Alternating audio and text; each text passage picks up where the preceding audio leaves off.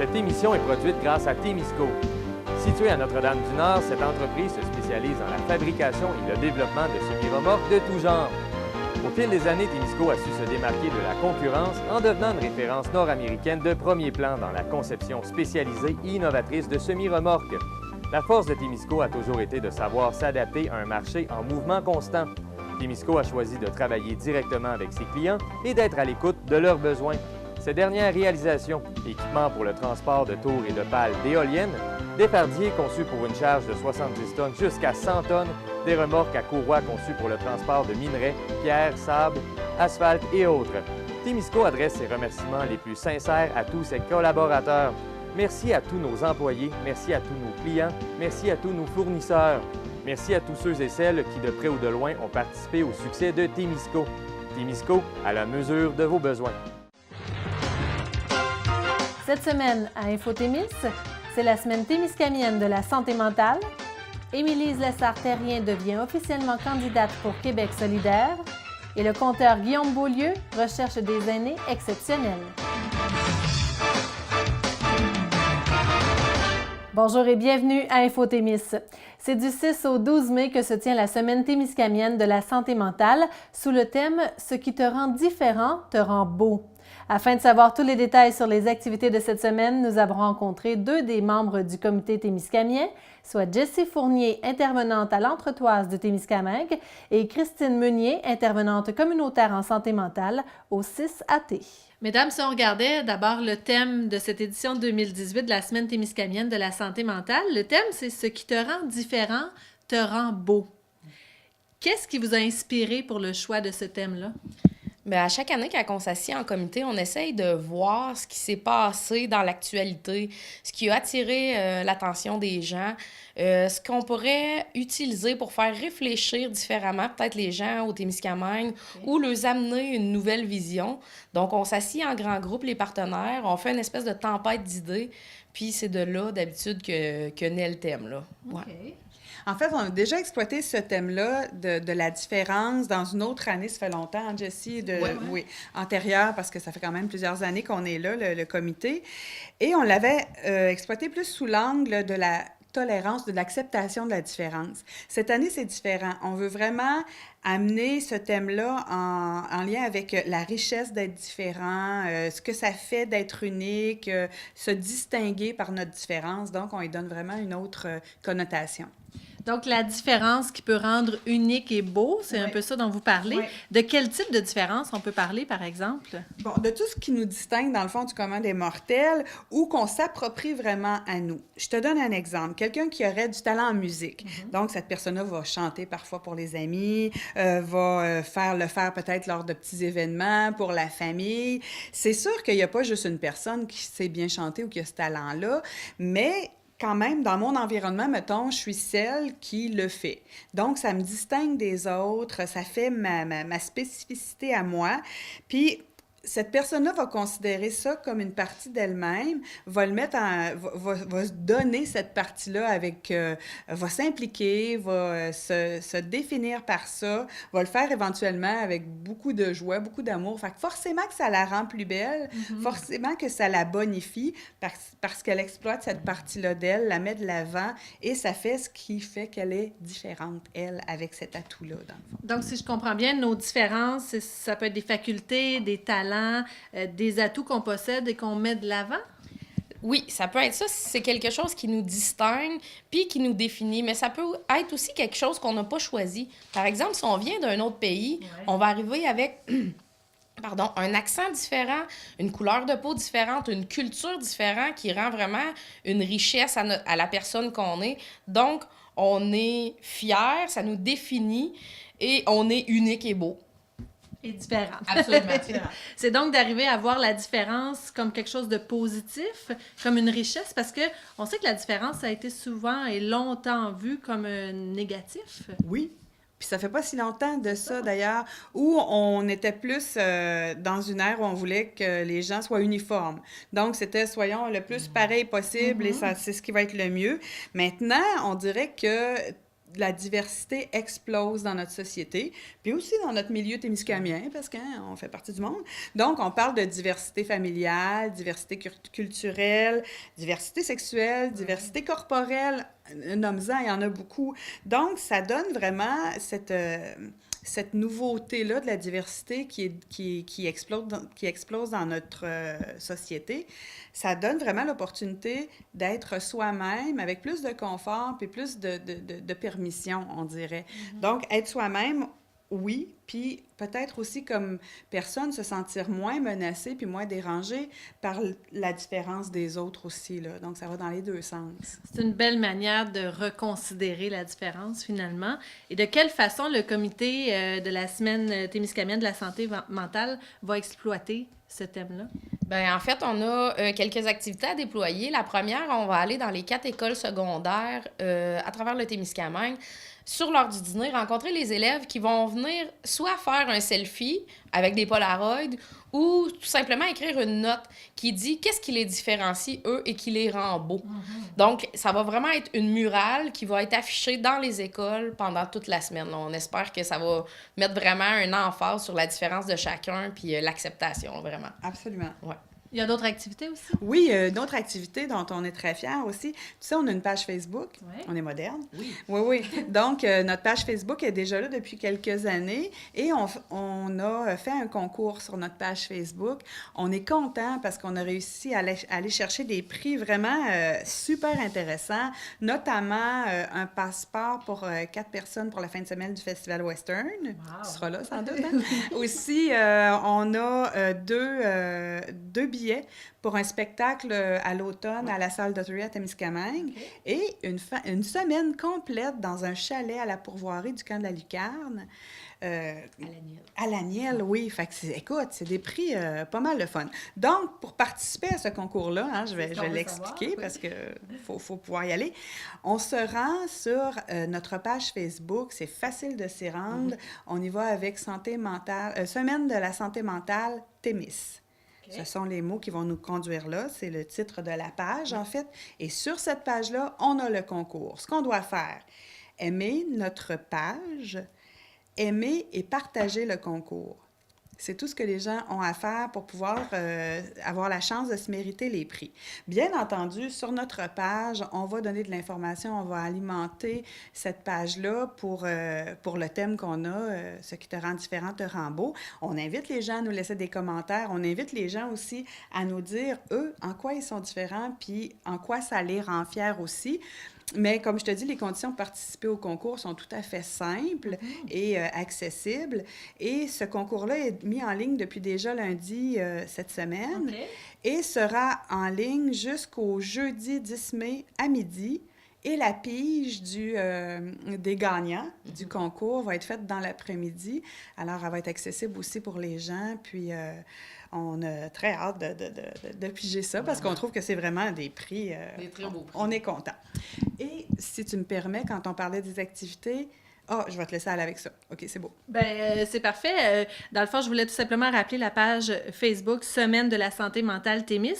Et est-ce qu'il y aura, c'est peut-être de ça dont tu voulais parler, la fameuse remise de galettes? Absolument. Oui, C'est sûr qu'elle va être toujours là. Vendredi matin, le 11 mai, en fait, il va y avoir des gens qui vont être aux Lumières à Ville-Marie pour donner les galettes. Il va y avoir des gens qui vont être à Notre-Dame-du-Nord à la sortie du pont pour donner les galettes aussi. Puis, à Témiscamingue, il y a une remise de galettes qui est faite aussi, mais eux autres, c'est le jeudi, c'est le 10. Puis ça va être vers 14h30, là, vis-à-vis Thème Rose, là. Fait qu'on invite vraiment les gens à venir nous voir pour avoir les petites galettes gratuites. Ça fait un petit soleil dans notre journée, puis on est bien content de voir les gens, là. Ben oui. Oui. Et je m'en voudrais aussi de vous laisser partir sans que l'on parle des gens, des organismes qui composent le comité de la Semaine témiscamienne de la santé mentale. Donc, qui sont-ils?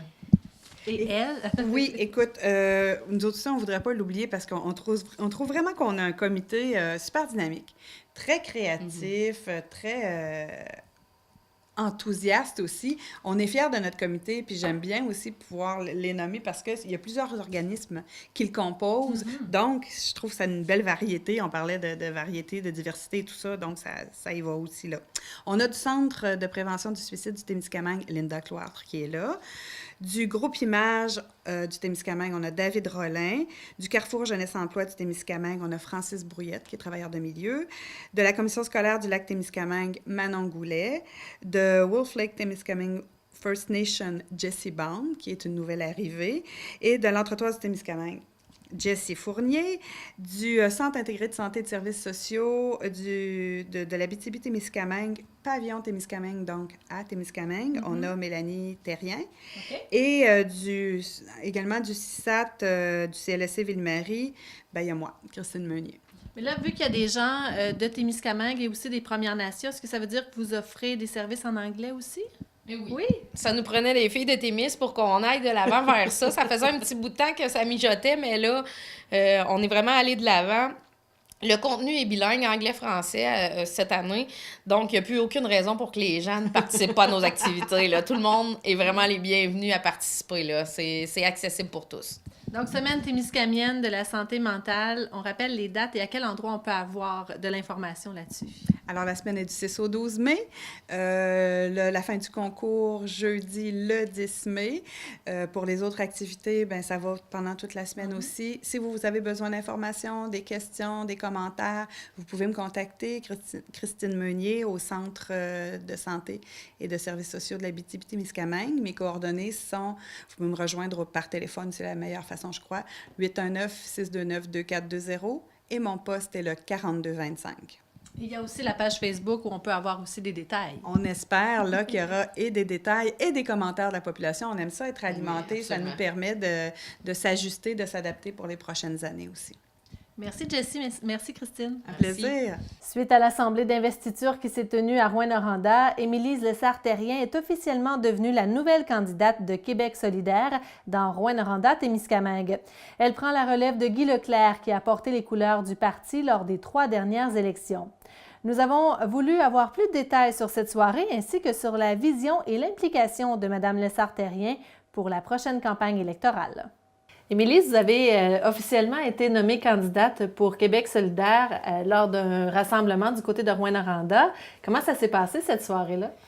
Bien, en fait, c'était un secret polichinelle pour personne, j'ai envie de dire, parce qu'il y a un processus là, démocratique à l'intérieur de Québec solidaire pour nommer le candidat. Donc, c'est la période d'investiture qu'on appelle, puis j'avais été la seule personne à soumettre ma candidature, si on veut. Mais quand même, là, les gens devaient voter, parce que si jamais j'avais pas été adéquate, il aurait pu dire non. Mais comme on m'avait recrutée, là, je savais que j'avais des bonnes chances là, de remporter la candidature. Donc, on a fait une première investiture au Témiscamingue. La semaine dernière, ça a été du côté de Rouyn. Et suite là, à la nomination de moi en tant que candidate, on a fait le grand rassemblement. Donc, on avait les porte-paroles de Québec solidaire qui étaient avec nous.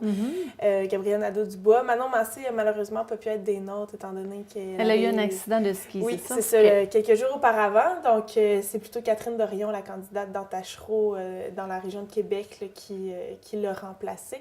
Donc, ça a été un super rassemblement. On a plus de 200 personnes qui se sont déplacées là, à la Sainte-Paramount. Donc, en termes de rassemblement politique dans la région, c'est vraiment un très gros succès. L'ambiance, c'était comment? Ah, ben c'était très à la fête, là. Vraiment, les gens, c'est sûr qu'on était en terrain très favorable. Ouais. Les gens étaient contents de se rassembler, les gens abordaient leurs macarons, tout le monde était content, les gens prenaient une bière, puis on avait Jean-François Provençal qui faisait l'animation de la soirée entre les discours. Mais les gens, la salle était très attentive aux discours, très chaleureuse aussi, donc ça a été vraiment une très belle soirée.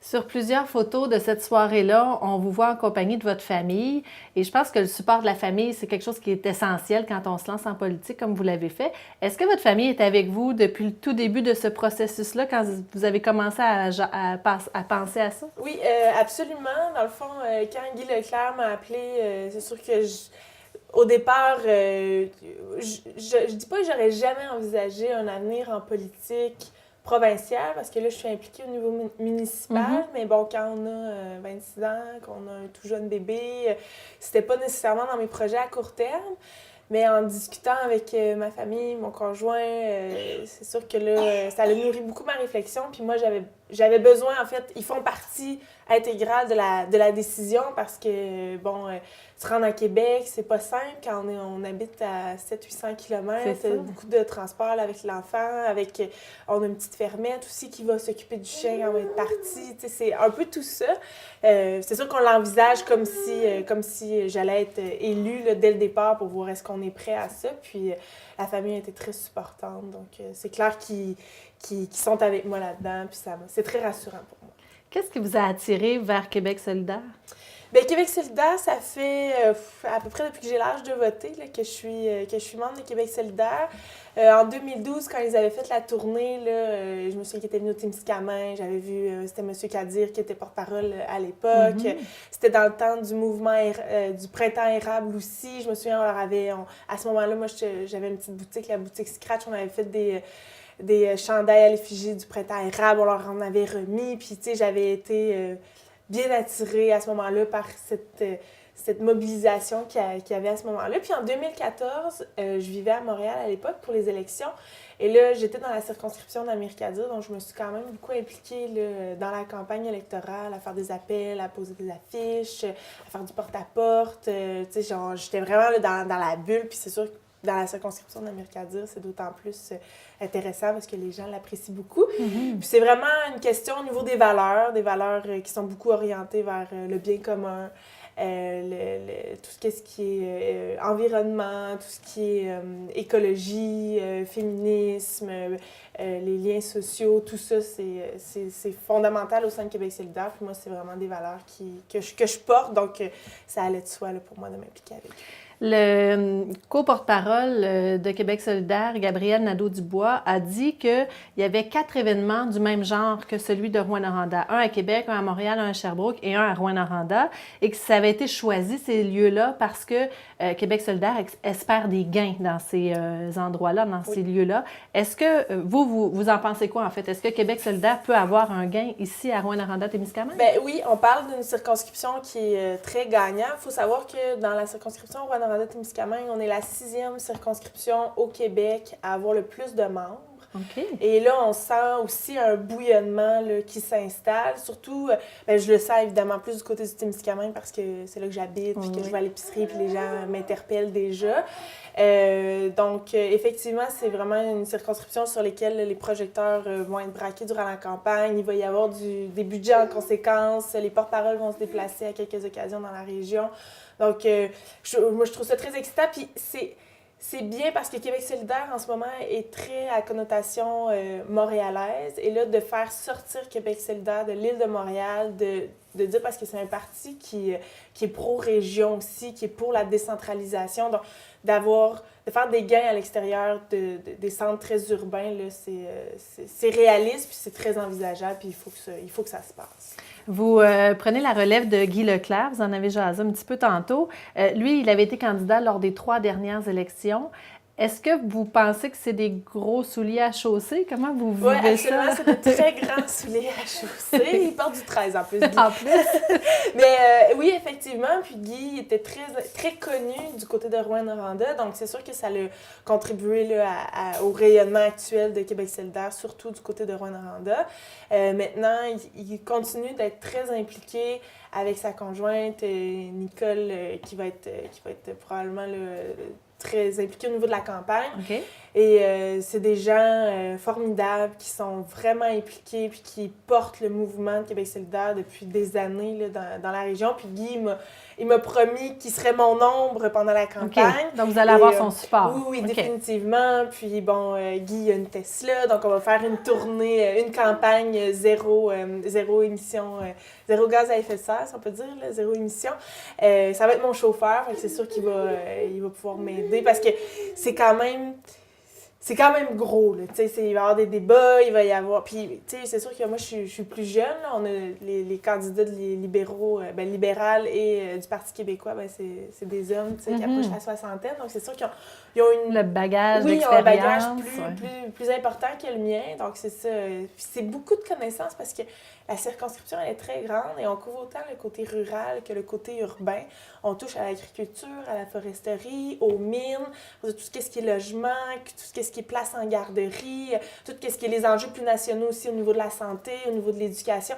Donc, c'est pas juste une circonscription à Montréal qui couvre 4-5 coins de rue, puis que, bon, c'est assez uniforme comme enjeu. Ici, on a vraiment une panoplie, donc ça prend beaucoup de connaissances. Est-ce que cette ampleur-là, vous la saviez au moment où vous avez dit oui, ou c'est à force d'avancer dans le processus? Ben, c'est sûr que je m'en doutais quand même, mais c'est ça. En même temps, moi, j'ai pas la prétention de tout savoir non plus, puis j'ai œuvré quand même un peu dans le domaine de l'enseignement, puis je me dis, c'est comme quand tu te retrouves devant des élèves qui te posent des questions, tu n'as pas la réponse, ben plutôt que d'inventer quelque chose, moi je préfère leur dire, ben écoute, j'ai pas la réponse, je vais faire mes recherches et je te reviens. Donc c'est un peu la même attitude là, que j'ai envie d'adopter pendant la campagne. Cette campagne électorale qui va débuter cet automne, qu'est-ce qui s'en vient là, d'ici à la campagne pour vous? Ben là, en ce moment, moi, je suis vraiment éponge. Donc, je rencontre des gens et je suis vraiment à l'écoute là, du milieu. Cette semaine, je vais rencontrer les filles derrière la planification stratégique pour qu'ils me mettent un petit peu à la page de comment ça se passe, là, leur démarche au niveau de la planification stratégique du Témiscamingue. Donc, je me promène un peu.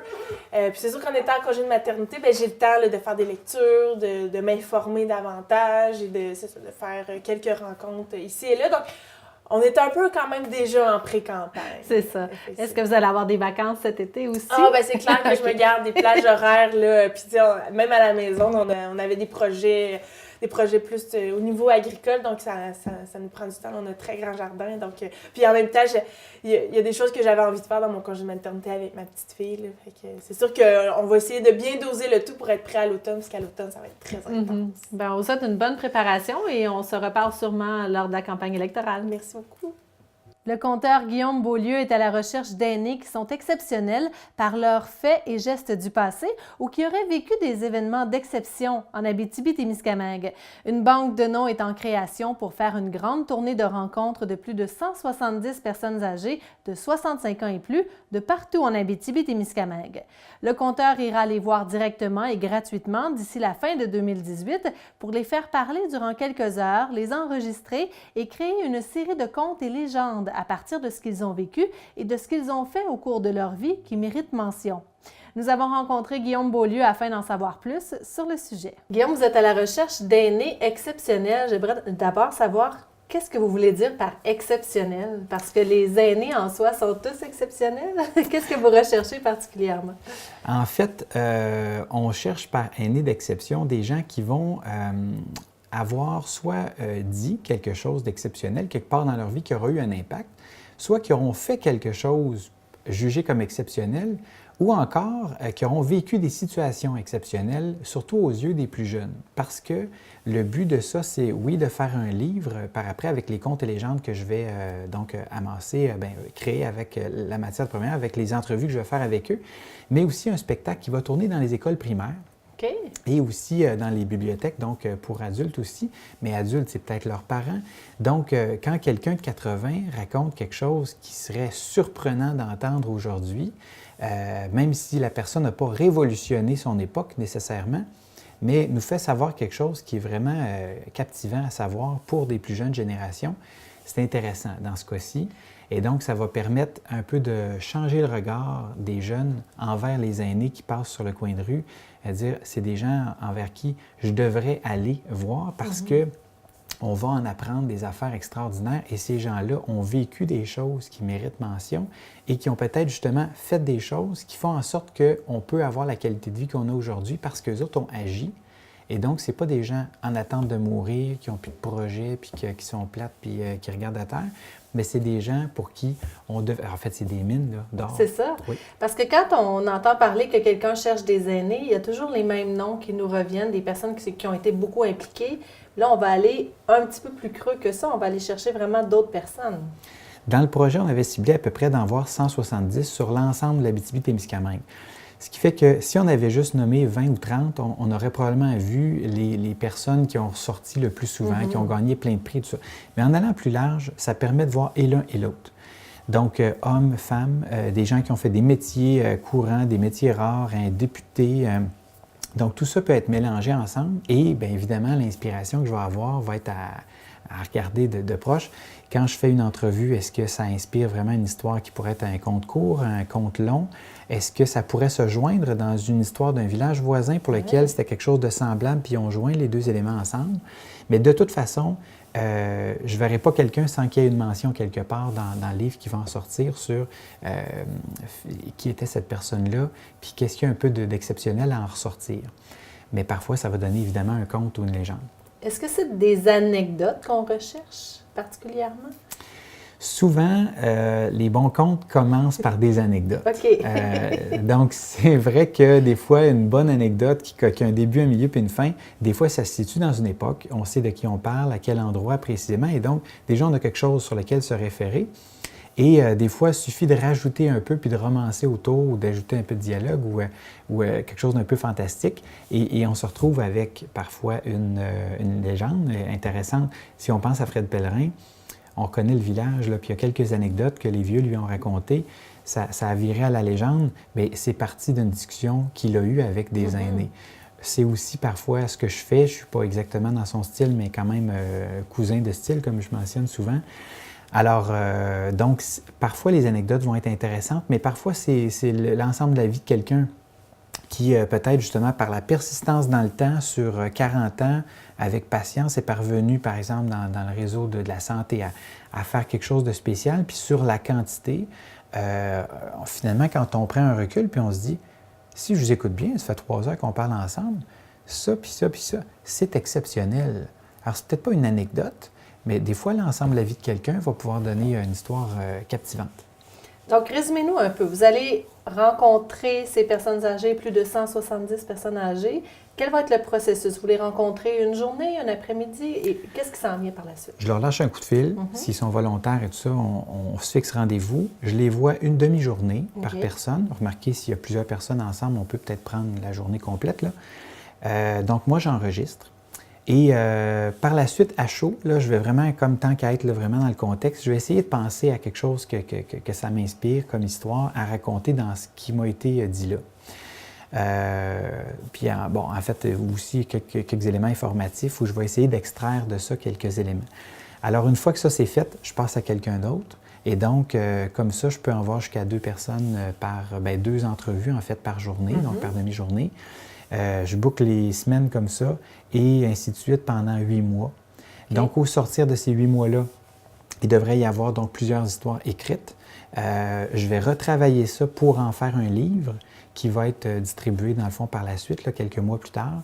Et issu du livre, je vais reprendre plusieurs de ces histoires-là qui m'inspirent plus une mise en scène qui va être intéressante ensuite à travailler pour présenter dans une tournée dans les écoles et dans les bibliothèques aussi qu'on connaît partout sur le territoire qui voudront bien les recevoir. Donc ça, c'est pour 2019, donc l'année suivante. Qu'est-ce que les personnes âgées vont gagner là-dedans? Qu'est-ce que ça leur apporte? Bien, en premier lieu, de la reconnaissance. En deuxième lieu, un peu, ça brise l'isolement parce que quand, par exemple, je vais aller dans une école et qu'on va faire l'histoire de cette personne-là, je vais inviter la personne à être là. Et on va faire un échange avec les jeunes sur « Écoutez, vous avez entendu l'histoire? Elle est là. » Alors, tu sais, on va vraiment essayer de faire parler.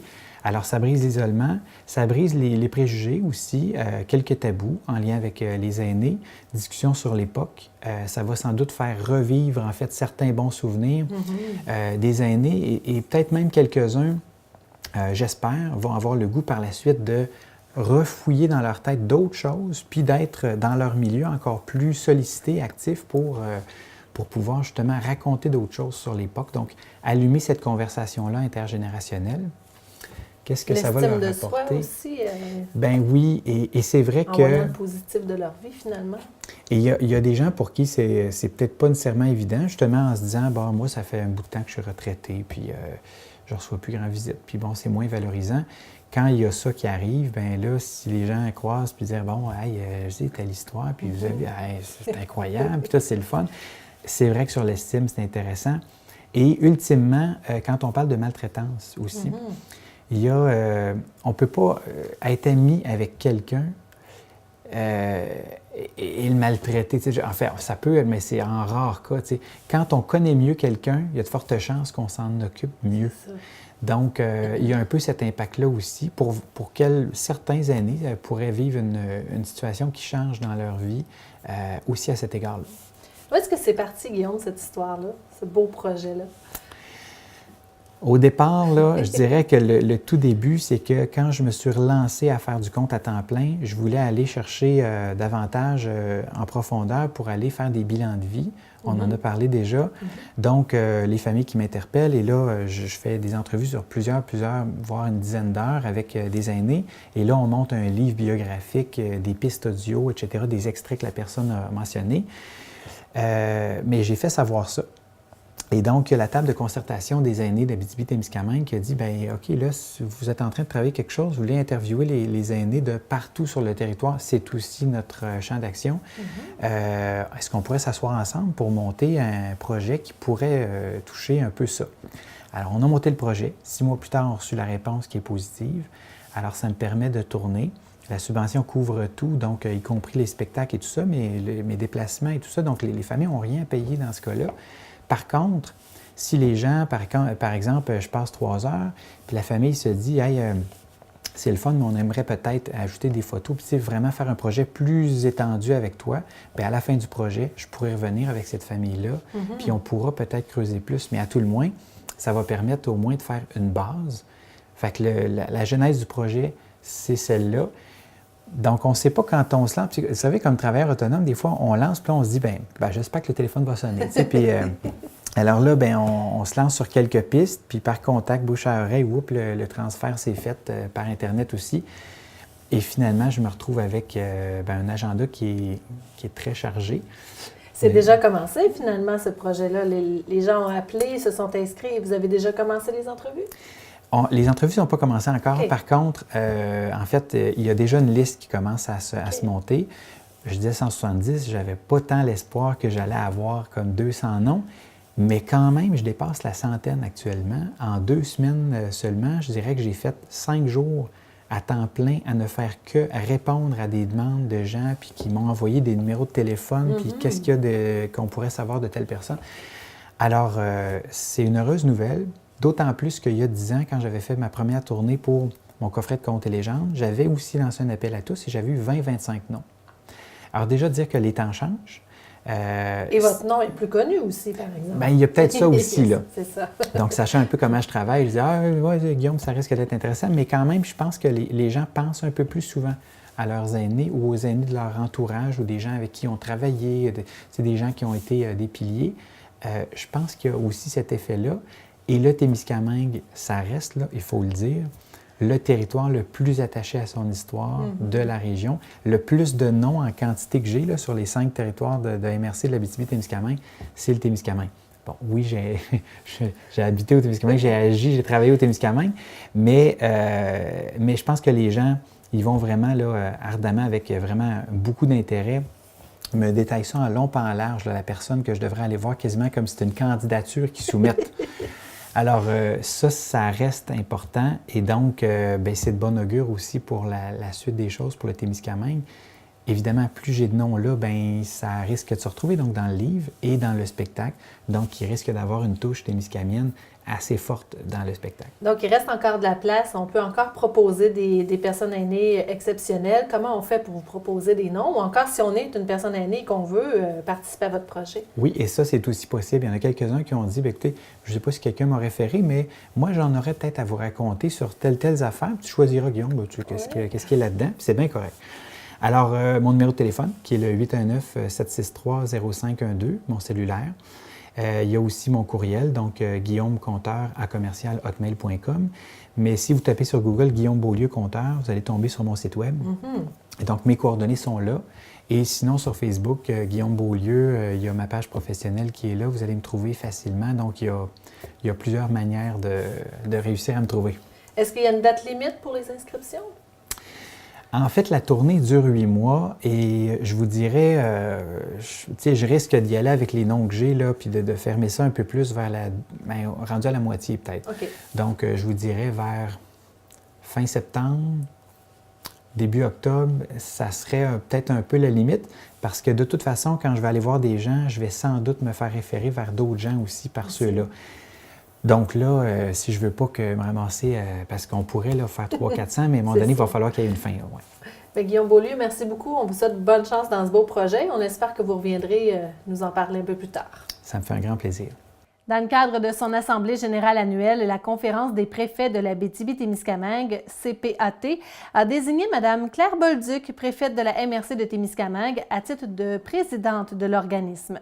Mme Bolduc a dit entendre exercer ce nouveau mandat avec beaucoup d'enthousiasme et de motivation. Elle a aussi tenu à remercier et souligner l'esprit de concertation qui a animé Mme Diane Dallaire à titre de présidente de la CPAT. La présidence de la CPAT est assurée en rotation des 5 MRC selon un ordre établi, à savoir Abitibi, Abitibi-Ouest, Rouyn-Noranda, Témiscamingue et Vallée-de-l'Or. Tel qu'indiqué dans un article sur le site Internet de ICI Radio-Canada Régional, le Parti québécois de Rouyn-Noranda-Témiscamingue se prépare en vue de la campagne électorale. Plusieurs dizaines de personnes ont pris part à l'AGA du PQ Rouyn-Noranda-Témiscamingue le 5 mai dernier. La vice-chef du PQ, Véronique Yvon, était présente à l'événement qui s'est déroulé à Rouyn-Noranda. Le rendez-vous a permis aux militants de revenir sur la situation de la formation politique à quelques mois du début de la campagne pour l'élection générale de l'automne prochain. Le candidat de la circonscription de Rouyn-Noranda-Témiscamingue, Gilles Chapado, en a profité pour faire le point sur ses activités depuis l'annonce de son investiture en décembre dernier. Il a dit avoir beaucoup entendu que la région a été oubliée par le gouvernement en place, particulièrement le Témiscamingue. Il indique que les gens veulent se faire entendre et il salue les initiatives citoyennes qu'il considère comme des prises en main. Et selon M. Chapado, la meilleure prise en main est d'élire quelqu'un qui a à cœur sa région.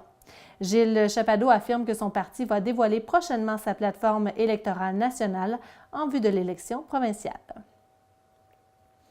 Le gouvernement du Québec accorde par l'entremise de divers programmes du ministère de l'Économie, de la Science et de l'Innovation et du ministère de l'Agriculture, des Pêcheries et de l'Alimentation, le MAPAC, des aides financières totalisant 615 630 $ afin de soutenir la réalisation de 11 projets, estimés en tout à plus de 2,22 millions de dollars dans la grande région de l'Abitibi-Témiscamingue. Pour le Témiscamingue particulièrement, les armoires Novastil reçoit 4 409 $ du programme Exportation PEX, qui a notamment pour objectif de sensibiliser les entreprises québécoises au potentiel de croissance que représentent les exportations et par la suite de les soutenir dans la conquête et la diversification des marchés extérieurs. La ferme L'Unique reçoit quant à elle 25 857 $ du programme PME en action, qui vise notamment à accroître le niveau de productivité des entreprises du Québec afin de rehausser leur compétitivité et leur croissance. Et aussi, la table de concertation locale pour personnes âgées du Témiscamingue reçoit 50 000 $ du programme de soutien à l'économie sociale, volet soutien à l'innovation en économie sociale, le PSES, qui appuie des projets permettant d'acquérir des connaissances sur l'économie sociale, d'établir des partenariats et de favoriser l'innovation et le développement des entreprises collectives. Le projet d'analyse volontaire de la qualité de l'eau des puits mené par les organismes de bassin versant de la région, soit l'OBV Abitibi-Jamisi et l'OBV du Témiscamingue, en collaboration avec le Centre de santé et de services sociaux de l'Abitibi-Témiscamingue, se poursuit pour une 4e année. En plus d'informer les citoyens de la composition de l'eau qu'ils consomment, le projet en cours depuis 2015 vise à augmenter les connaissances régionales sur la qualité de l'eau provenant de puits domestiques afin de mieux cibler les problématiques sur le territoire. Jusqu'à maintenant, les résultats des analyses d'eau effectuées révèlent que 33 % des échantillons dépassent les normes de qualité de l'eau potable pour au moins un paramètre physico-chimique et 16 % pour au moins un paramètre bactériologique. La présence de contaminants tels que les E. coli, les nitrates ou encore des métaux comme l'arsenic et le manganèse peuvent représenter un risque à la santé. Les conséquences peuvent être nombreuses en fonction des contaminants retrouvés et peuvent avoir une incidence sur l'état de santé de la population, notamment chez les jeunes enfants. Plus de 70 % des ménages en Abitibi consomment l'eau de puits comme principale source d'eau potable. Rappelons que, contrairement aux personnes desservies par un réseau d'aqueduc municipal, les propriétaires de puits résidentiels sont les seuls responsables de procéder à l'analyse de leur eau. De plus, il est impossible de se fier à l'apparence générale, au goût ou à l'odeur pour juger de la qualité de l'eau. Si des contaminants sont décelés dans l'eau, il est important de prendre les mesures de correction appropriées afin d'éviter les impacts négatifs sur la santé à court ou à long terme. Le dégel du printemps est une période idéale pour faire les analyses nécessaires. Le tarif préférentiel offert par les laboratoires H2Lab est en vigueur, représentant un rabais de 35 % sur le prix régulier du service. Les organismes de bassin versant offrent également une remise postale de 50 $ aux propriétaires qui souhaitent faire l'analyse complète de l'eau de leur puits résidentiel, et ce jusqu'à épuisement des forfaits disponibles. Jusqu'au 13 mai, c'est la semaine en jaune, la levée de fonds annuelle de Mission Tournesol. Votre appui financier est sollicité afin de permettre à Mission Tournesol de poursuivre son soutien personnel et financier à la population du Témiscamingue aux prises avec le cancer. TV Témis vous invite à participer en grand nombre aux différentes activités de financement qui auront lieu dans plusieurs entreprises et commerces du Témiscamingue. Visitez la page Facebook de Mission Tournesol ou encore le site www.missiontournesol.com pour avoir tous les détails. D'ailleurs, l'équipe de Hockey Pneus et Coton de Ville-Marie organisait le week-end dernier sa traditionnelle fin de semaine porte ouverte et vente de hot dogs au profit de Mission Tournesol. Les hot dogs maison étaient offerts par les nouveaux propriétaires de Marché Bonichois Neveu de la Verlechère, Annick Rochon et Alex Neveu. Les propriétaires de Hockey Pneus et Coton de Ville-Marie, Alain Richer, Fanny Richer, Guillaume Roberge et Jean-René Roberge, étaient fiers de remettre un très beau montant de 13 400 $. La 13e édition du Festival des Folies francophones se tenait du 3 au 6 mai dernier. Cet événement, qui se veut une célébration du plaisir de s'amuser en français, se déroulait sur le territoire du Témiscamingue ontarien. Plusieurs activités étaient organisées, autant pour la jeunesse que pour les plus âgés. Des dires de Jean-Claude Carrière, un des membres du comité de direction des Folies francophones, cette 13e édition a été un franc succès. Les données officielles sont compilées seront compilées dans les prochains jours, mais les activités ont été très populaires avec des salles remplies pour chacune d'elles, en plus de toutes les activités scolaires organisées dans les écoles primaires francophones du secteur. Aussi, félicitations aux familles Card, Plante, Girard et Boucher qui ont participé à l'activité de la Guerre des clans. Notons aussi que c'est Mme Denise Lorrain de New Lescard qui a été la gagnante du tirage du 1000 $ du Festival des Folies francophones. Et sachez en terminant que la 14e édition est déjà en préparation. Elle aura lieu du 25 au 28 avril 2019. La Ville de Ville-Marie souhaite renforcer la sécurité des cyclistes et des piétons sur son territoire. C'est pourquoi elle a fait installer des balises à 2 intersections pour piétons. Tel que décrit par la journaliste Tania Neveu de ici Radio-Canada Régional, située en plein centre de la chaussée, la balise indique clairement que le passage doit être laissé en priorité aux piétons et aux cyclistes. Le maire de Ville-Marie, Michel Roy, estime que peu d'automobilistes prennent l'habitude de s'arrêter à ces passages. C'est la raison pour laquelle, avec les efforts des membres du Conseil, il a voulu que ces derniers soient plus visibles. Grâce à une entente exceptionnelle survenue entre le réseau Les Arts et la Ville et le ministère des Affaires municipales et de l'Occupation du territoire, une valise culturelle de l'élu municipal a été acheminée dans chacune des MRC au Québec. Ainsi, toutes les régions du Québec ont accès à cet outil de référence unique par lequel les élus et les fonctionnaires municipaux pourront s'informer, voire se former sur le secteur de la culture et les différents champs de l'intervention municipale dans ce domaine. Avec son vocabulaire spécifique, ses nombreux acteurs et les multiples formes qu'elle peut prendre, la culture est un système complexe.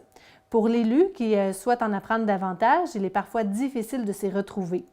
La valise culturelle de l'élu municipal vise à accompagner les élus responsables des dossiers culturels dans l'exercice de leurs fonctions.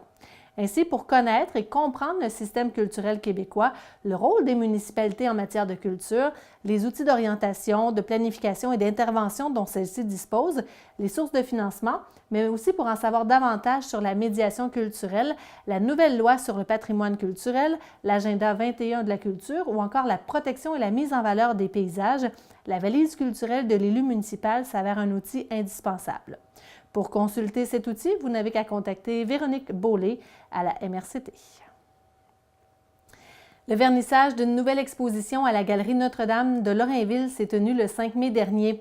La Galerie Notre-Dame présente une aquarelliste qui, pour la toute première fois, partage son univers de création. Madame Francine Trépanier propose au grand public une multitude d'œuvres d'art qui sortent littéralement du tiroir. Possédant un certificat de 2e cycle en art-thérapie à l'UQAT, cet artiste vivait dans l'anonymat et faisait de ses créations un excellent moyen de détente et d'évasion face au tracas quotidien. À travers son exposition, Madame Trépanier nous propose des aquarelles empreintes d'émotion et de sensibilité. Par le truchement de sa palette de couleurs, elle nous suggère un moyen d'expression qui prend origine dans un désir de création et qui en résulte une réelle thérapie de la vie. L'exposition Moments d'évasion vous est présentée à la Galerie Notre-Dame de Lorrainville jusqu'au 30 mai prochain. Le comité organisateur de la 42e édition du Salon du livre de l'Abitibi-Témiscamingue a procédé au lancement de la programmation officielle de l'événement qui aura lieu cette année à l'Aréna Nicole-Otto de la Sarre du 24 au 27 mai 2018. Ce sont donc 40 auteurs invités que la population aura la chance de rencontrer lors de l'événement, en plus de tous ceux qui ont répondu à l'invitation de leur maison d'édition. La présidente d'honneur de l'événement, Kim Thuy, sera aussi présente. Une programmation variée permettra aux lecteurs d'apprécier le salon et de rencontrer leurs auteurs favoris. Ainsi, 32 confidences d'auteurs sont au programme, 3 tables rondes d'auteurs, des lancements de livres, de nombreuses séances de dédicaces, des remises de prix littéraires, ainsi que des événements hors murs. Pour ne rien manquer avant et pendant cet événement, il faut suivre la page Facebook du Salon du livre de l'Abitibi-Témiscamingue ou encore surveiller le site web www.slat.qc.ca. On y retrouve toutes les informations sur la programmation, les auteurs, les heures d'ouverture et aussi le tarif d'entrée. Et voilà ce qui conclut Info-Témis pour cette semaine. On vous invite à ne pas manquer notre programmation avec entre autres les séries Être parent et À votre service. Tous les détails se retrouvent sur notre site web témis.tv. Merci beaucoup d'avoir été là. On se retrouve la semaine prochaine.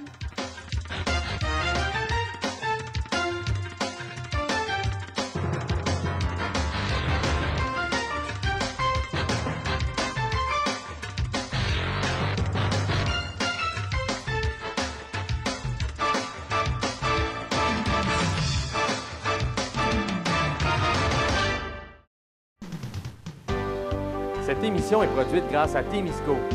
Située à Notre-Dame-du-Nord, cette entreprise se spécialise dans la fabrication et le développement de semi-remorques de tout genre.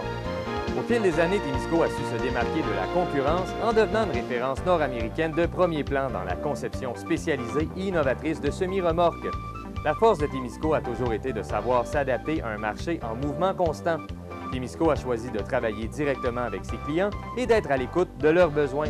Ces dernières réalisations, équipements pour le transport de tours et de pales d'éoliennes, des fardiers conçus pour une charge de 70 tonnes jusqu'à 100 tonnes, des remorques à courroie conçues pour le transport de minerais, pierres, sable, asphalte et autres. Témisco adresse ses remerciements les plus sincères à tous ses collaborateurs. Merci à tous nos employés, merci à tous nos clients, merci à tous nos fournisseurs. Merci à tous ceux et celles qui, de près ou de loin, ont participé au succès de Témisco. Témisco, à la mesure